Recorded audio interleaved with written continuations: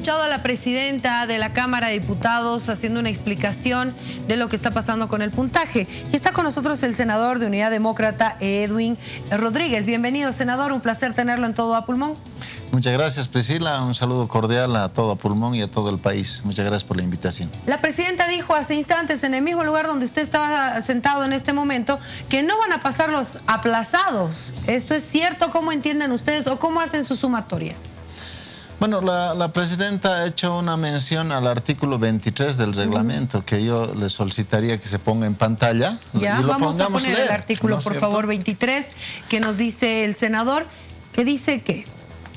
Lo único que dice el artículo 23, como podemos ver en pantalla, es que se necesita para ser preseleccionado 56 puntos. Ya. ¿No es cierto? Ahí dice ella, 56 ya es más que 53. Entonces ya es una persona que ha pasado. Sí, pero 56 nada más, de la sumatoria total. Ya, ¿no es de la cierto? sumatoria total. Nosotros, ¿cómo interpretamos esa sumatoria? Ya, vamos al papel, por favor, que tiene el senador. ¿No es cierto? La primera fase, que es la parte de méritos, sí, donde se va a revisar currículums en base a un puntaje ya establecido, donde solamente participan acá los del sistema universitario, que vale 40 puntos. Ya. ¿No es cierto?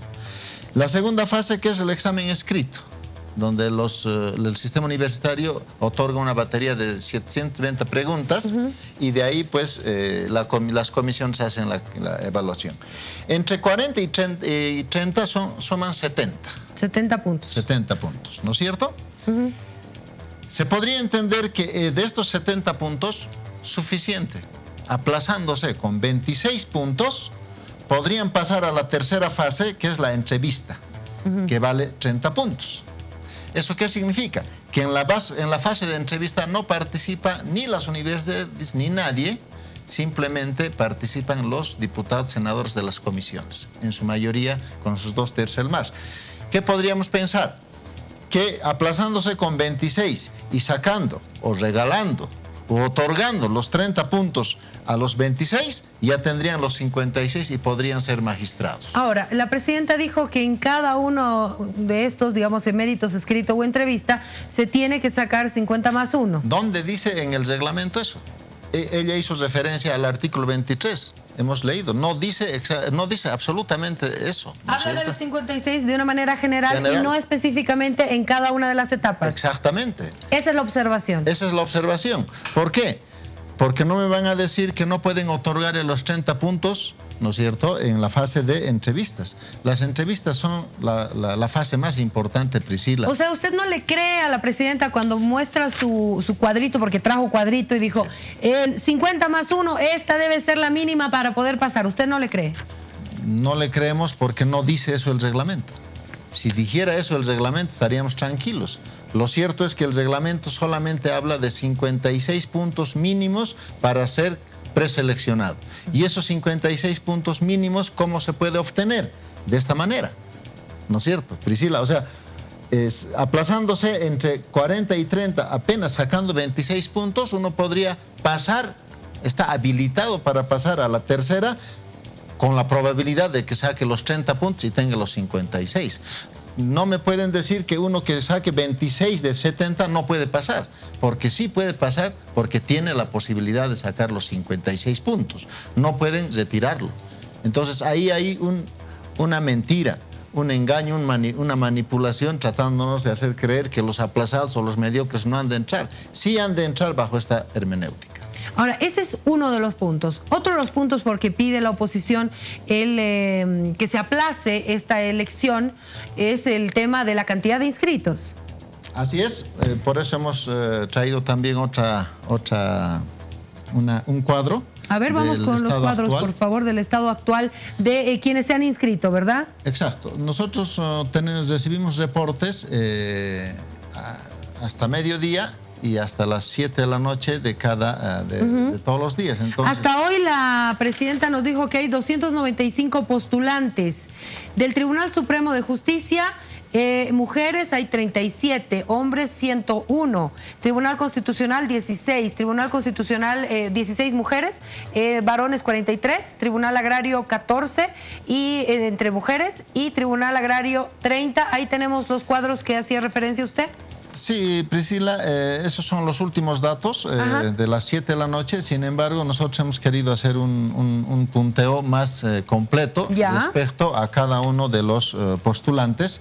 Esto hasta mediodía. Explíquenos este es con el reporte, ¿no es cierto? En el primer cuadro estamos hablando de que el 71% de todos los postulantes son funcionarios públicos.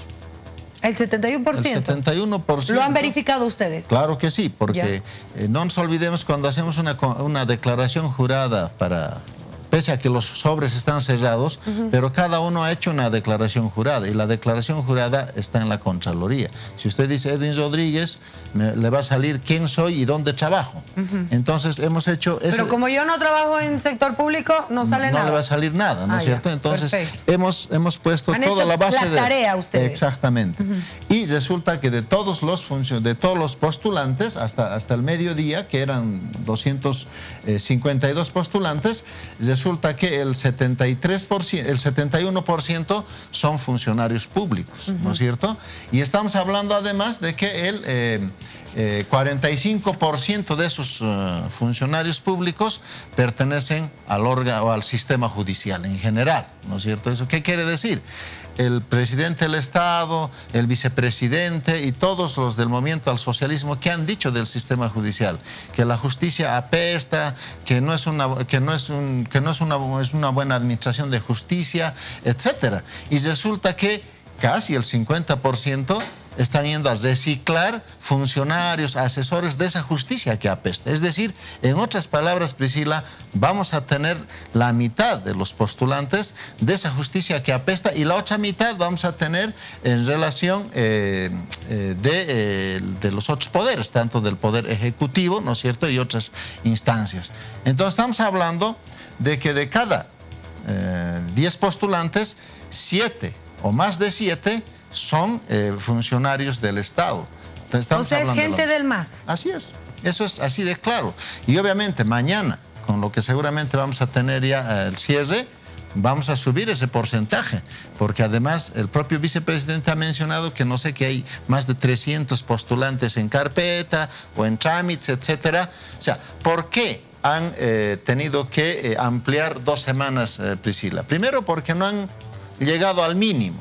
Y segundo, que para llegar a los mínimos de referencia de postulantes, pues no les queda otra que impulsar candidatos. Y eso es lo que estamos verificando precisamente en estos cuadros. Ahora hay algo que también nos llama la atención y también nos explicaba la presidenta. El sábado ellos arrancan con la verificación de documentación y donde ya deberían estar los 8 representantes de las universidades, estarán solo 2 para hacer esta verificación, mientras los consejos de universidades, que son autónomas, van a elegir a sus nuevos representantes. ¿Cómo reciben ustedes esta noticia?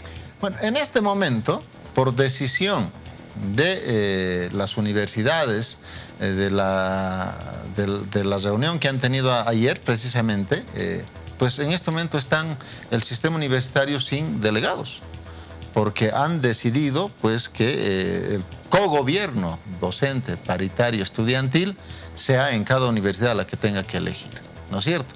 Vale decir, en otras palabras, los han anulado a los que había elegido anteriormente en función, entre comillas, de la CV.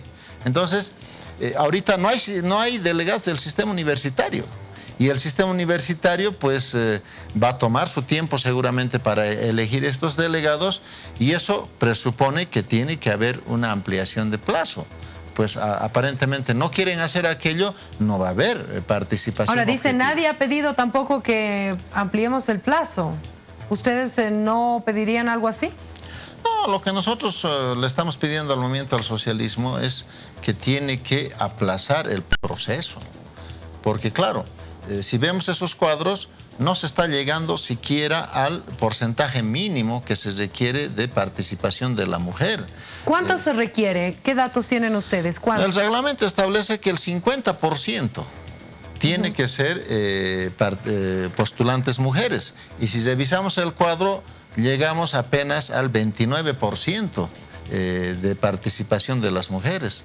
Entonces, no sé si hasta mañana vamos a poder llegar al 50%. Y nuestro reglamento dice que si no cumplen ese parámetro, pues se tiene que prácticamente declarar desierto todo el proceso.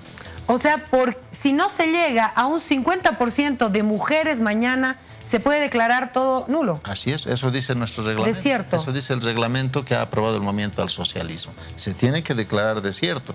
Hasta hoy día, mire, imagínense, estamos hablando del 29%, de 252, 74 son mujeres, eso significa el 29%.